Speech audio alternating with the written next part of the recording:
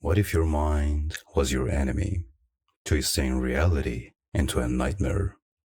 This is A Collapse of Horses by Brian Evenson, a tale of a fractured psyche narrated from the shadows of my haunted crypt. I am not a remarkable man. I've lived an ordinary life, or so I thought.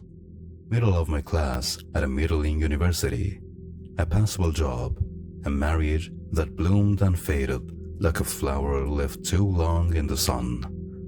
My wife, Ellen, and I had children. 3, sometimes 4, though we never agreed on the number.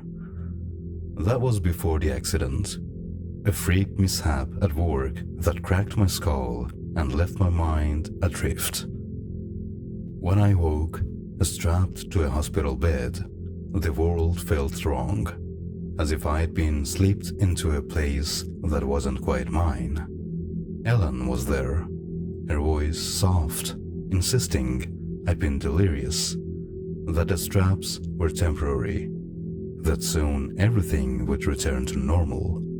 But normal was gone, burned away like the house I later set aflame. Or thought I did. The house was the problem, a squat, unassuming thing we'd bought cheap, its walls stained with age, its floors creaking underfoot. After the accident, with my job gone and a pittance for compensation, we were trapped there, Ellen, the children, and me, stewing in the summer heat. I noticed it first on the third morning. A door in the hallway stood an inch to the left of where it had been. The next day, a window in the kitchen stretched longer, its frames warped. A light switch slid half an inch right overnight. Small things, barely noticeable, but they gnawed at me. I pointed them out to Ellen, expecting her to see, but she frowned, puzzled, then brushed me off. "Houses don't change," she said, her voice edged with something like fear.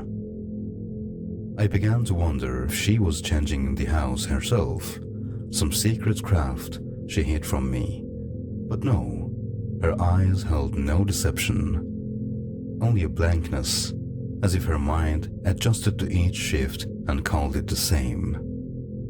The children were worse. 3 or 4, I could never be sure. It wasn't their faces that changed. Same freckled noses, same tangled hair, but the house decided their number. The room at the end of the hall was the key. Some mornings it was narrow, holding one bed, dust motes drifting in a single shaft of light. Other mornings it swelled, 2 beds pressed against the walls, their sheets crisp and untouched. I counted the beds to know how many children I had that day.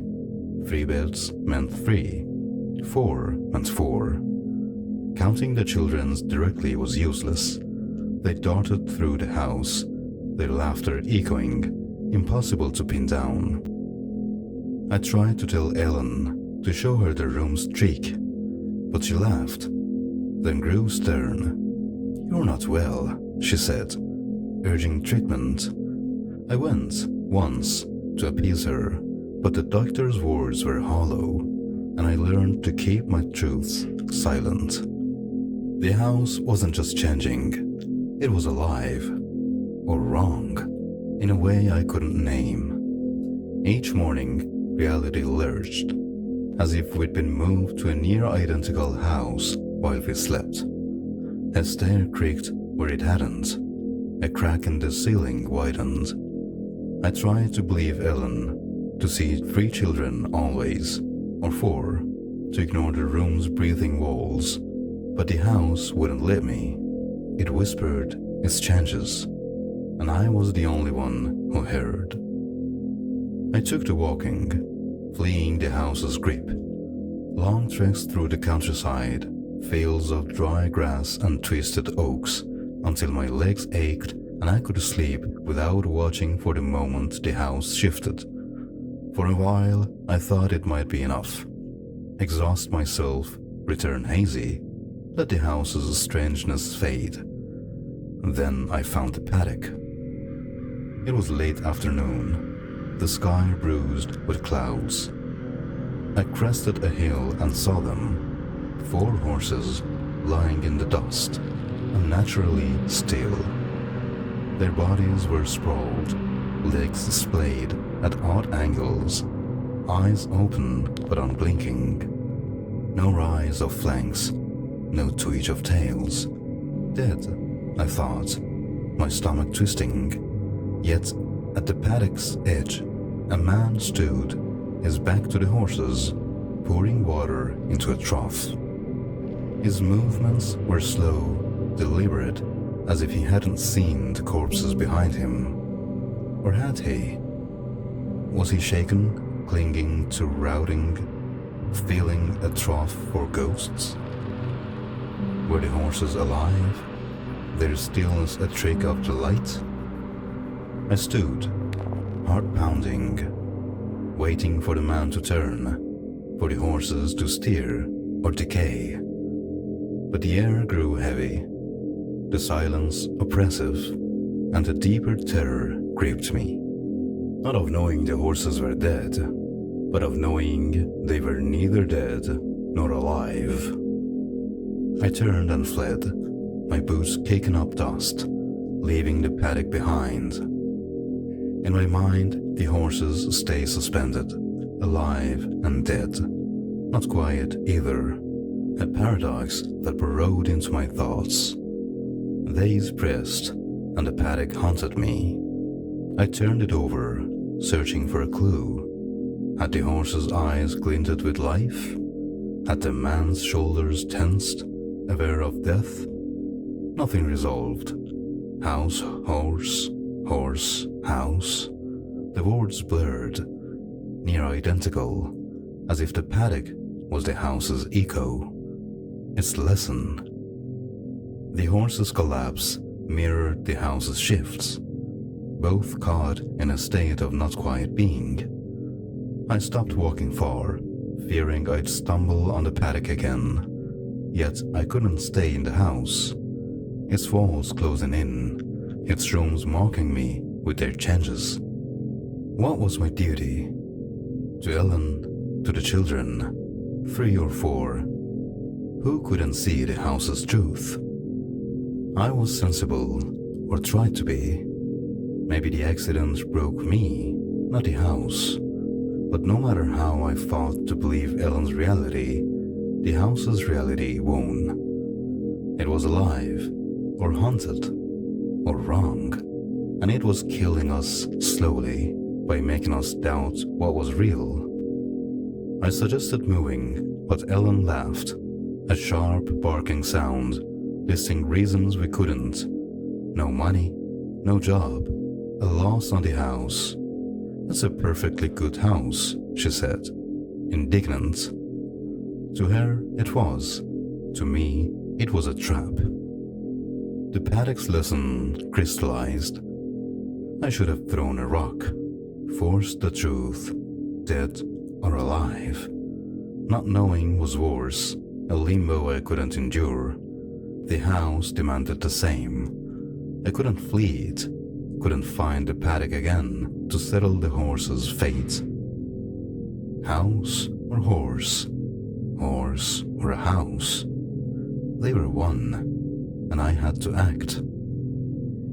I planned carefully. Fire would end the house. In my mind, I saw it. Smoke curling, flames rising, my voice calling Ellen and the children, guiding them to safety. We'd climb through the windows, sheets knotted, and escape. I rehearsed it nightly, the vision so clear it felt real. To cover myself, doctors and treatments had made me cautious. I took up smoking. For weeks, I smoked outside, letting Ellen and the children grow used to it, promising never to smoke in the bedroom, only downstairs by an open window when it was too cold. The night came, 3 or 4 weeks in. The house was quiet, Ellen and the children asleep. I judged it cold enough, cracked the living room window, and lit a cigarette. I let my arm droop, the ember brushing the couch. It smoldered, stinking, but wouldn't catch. I tried again, then gave up, turning to matches. The drapes went up fast, flames leaking my hair, my clothes. I flailed, extinguishing myself, but the room was ablaze. I tried to call, to follow my vision, but smoke choked me, and I collapsed.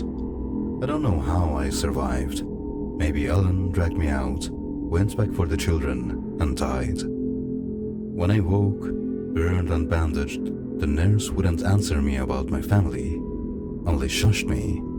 That's how I knew they were gone. Blackened in the fire I'd set to save us. The house was ash, my only comfort. Time blurred, days, weeks, maybe longer. My burns healed, skin grafts seamless, hair regrown. I looked as I had almost untouched. But I knew the truth.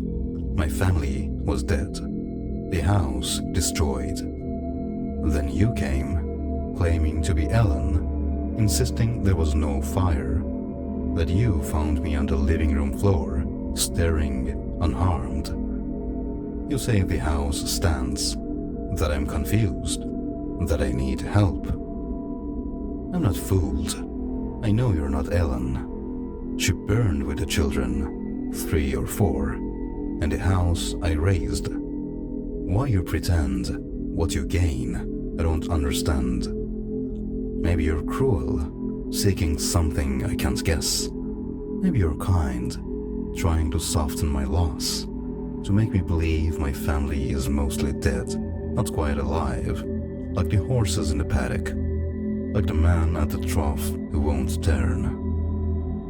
Do your worst, try to break my certainty, make me believe there's nothing dead behind me, that the house never changed, that the paddock was a dream. If you succeed, I'll see my family safe, the children, 3 or 4, laughing, Ellen's eyes clear of fear.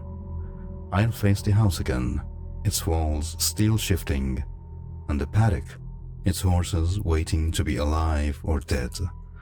Convince me, and anything is possible. But I'm ready for you, rock in hand, to throw and learn the truth.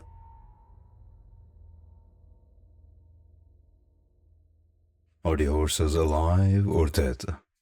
Does the house still stand, hiding its truth? The answers lie in the dark.